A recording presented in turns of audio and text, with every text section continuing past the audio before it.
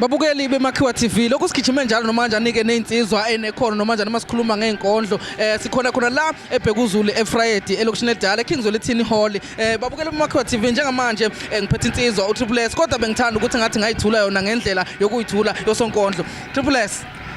Ngingusigodigodi ngingumhlahlandlela wenkondlo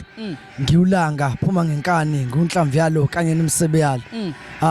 yena sigodigodi le umhlahlandlela wenkondlo waziwa ngelika Triple S mfethu uyaphila siyaphila mfowabo bahamba kanjani sibonge mfethu isikhathi nethuba mfethu sizwa amandla akho ngaphakathi mfethu siyabona abantu bakuthokozela kanjani nasenkundleni zokuxhumana mfethu siyabona amandla akho abantu bakufollowa kanjalo futhi nama likes akhuphuka mfethu kuthini ukuphawula kwakho mfethu ngabantu mangabe bekuthokozela ngakho kuhlale kuyisimanga njalo nje mfowami akusinto esihlale siyilindele esasidalwe siyazi ukuthi iyahle yenzeke ngelinye lamalanga kodwa ukubona iimprovement every day kuyasikhuthaza lokho futhi kuyasithokozisa mfethu mhlawumbe abantu bakuthola kanjani einkundleni zokuxhumana abakudingayo No, ngiyatholakala kuwo wonke ama social media platforms. Ngikhona ku Instagram _Triple S, ku Facebook Triple S Zungu, ku TikTok _Triple S, ku YouTube ngisibona kuhle Zungu. Mfethu kunenkondlo yakho okwayishayela ngaphakathi mfethu awukuthintela yona kancane nje just ukuhighlight nje 1-2 ukuze ababukeli beMakhiwa TV bowuzwe umsebenzi wakho mhlambe abangekho einkundleni zokuxhumana zakho ngokwemuka kwexesha izinto zewashi zithi galo yephuka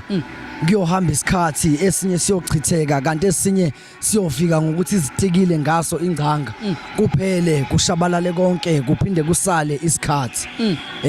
iyona nje inkondlo leyo ekhuluma ngesikhathi hayi mfethu namandla kakhulu nami ngiyengulandele mfethu einkundleni zokuxhumana ngubone na ku TikTok mfethu khona nalena ethi uyadela mama ongazalanga ayi mfethu no unamandla kakhulu mfethu ithini inhlelo zakho sokela manje kuyaphambili okwamanje nje abantu abasilindele every Wednesday lapha eDUT Steve Biko eBC 0202 sihlale sinama poetry session but